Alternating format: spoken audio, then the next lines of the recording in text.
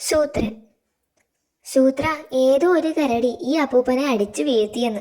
എതിരെ വന്നപ്പോ വഴി മാറി കൊടുക്കാത്തതിനാ. വഴി മാറി കൊടുക്കാത്തതിന് അടിയോ? അത് കൊള്ളാമല്ലോ. കൊള്ളാമെന്നോ? എന്തിനാ ചുമ്മാ തല്ലുകൊള്ളുന്നത്? തല്ലുകൊള്ളാമെന്നല്ല, ഇതിനെതിരെ പ്രതികരിക്കണമെന്ന്. അതെ, എതിരെ വരുന്നവൻ തല്ലുന്നതിനെതിരെ പ്രതികരിക്കണം. എന്താ പ്രശ്നം? ഒരു കരടി ഈ അപ്പൂപ്പനെ വെറുതെ തല്ലി.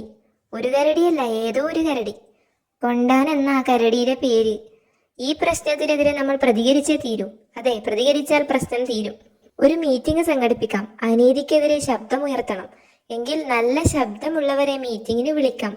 സുഹൃത്തുക്കളെ, കൊണ്ടാൻ കരടി കാരണമില്ലാതെ തല്ലിയതിനെതിരെ പ്രതികരിക്കാനാണ് നമ്മൾ. കാരണമുണ്ട് സൂത്ര, എതിരെ വന്നതാ കാരണം. താൻ മിണ്ടാതിരി. നമ്മൾ ഈ മീറ്റിംഗ് വിളിച്ചു കൂട്ടിയിരിക്കുന്നത് ഓരോരുത്തരായി ഇവിടെ വന്ന് അഭിപ്രായം പറയണം. തല്ലിയ കൊണ്ടാൻ കരടിക്ക് കഴിഞ്ഞ ആഴ്ച തല്ലു കിട്ടിയിട്ടുണ്ട്, ഞാൻ കണ്ടതാ. എങ്കിൽ അതിനെതിരെ പ്രതികരിക്കണം. ആരാ തല്ലിയത്? കർമ്മറു കടുവ. ഏത്? ബബ്ബബന്റെ തൊഴി കിട്ടിയ കർമ്മറുവോ? അതെ. ബബ്ബബൻ തൊഴിച്ചോ? എങ്കിൽ അതിന് പ്രതികരിക്കണം. ബബ്ബബനും കണക്കിന് കിട്ടി. മിനിഞ്ഞാന്ന് ഉറങ്ങുമ്പോ തേനീച്ച കുത്തി. എങ്കിൽ തേനീച്ച കുത്തിനെതിരെ പ്രതികരിക്കണം. തേനീച്ചക്കൂട്ടിൽ മാങ്ങേണ്ടി എറിഞ്ഞാൽ തേനീച്ച ഇളകാതിരിക്കുമോ? അല്ല പിന്നെ.